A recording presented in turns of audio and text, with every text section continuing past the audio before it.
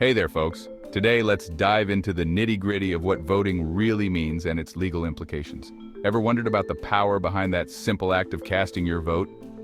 Well, let me break it down for you. Voting, or suffrage, is more than just checking a box. It's the formal expression of your will, your preference, or your choice in regard to a decision being made by a group, whether that's a legislative body, a constituency, or qualified electors. Basically, it's your voice in the decision-making process. And when we talk about the vote of the body, we mean the collective will of all those individual votes. Now, when you look at cases like Maynard v. Board of Canvassers and Gillespie v. Palmer, they reinforce this idea. Voting is the aggregate of individual expressions of will. It's a powerful concept, but it's not without its challenges. Let's start with voter purges. These purges are meant to keep voter rolls accurate, but they often lead to eligible voters being wrongly removed. Imagine showing up to vote and finding out you're not on the list. That's disenfranchisement. According to the Brennan Center, millions of voters were purged from the rolls between 2020 and 2022. And it's not just about maintaining accuracy.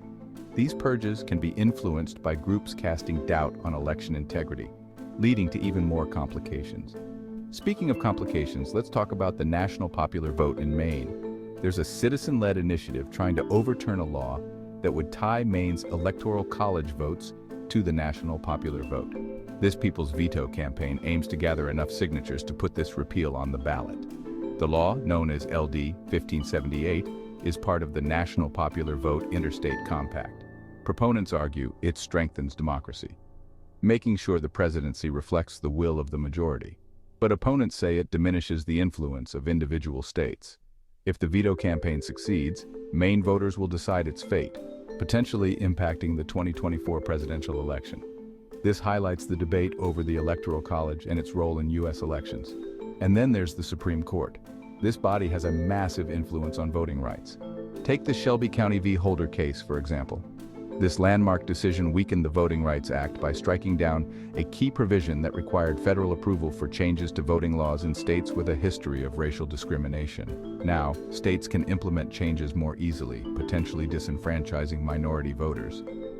Another significant case, Brnovich v. DNC, made it harder to challenge voting laws under Section 2 of the Voting Rights Act. These rulings show just how crucial the Supreme Court is in shaping the landscape of voting rights in America. So, why does this all matter? Because voting is the cornerstone of democracy. It's your voice, your choice, and your right. But as we've seen, it's also a right that needs constant protection and vigilance. Stay informed, stay engaged, and most importantly, make sure your voice is heard. Thanks for watching. Don't forget to like, subscribe, and hit that notification bell for more insights. Catch you next time.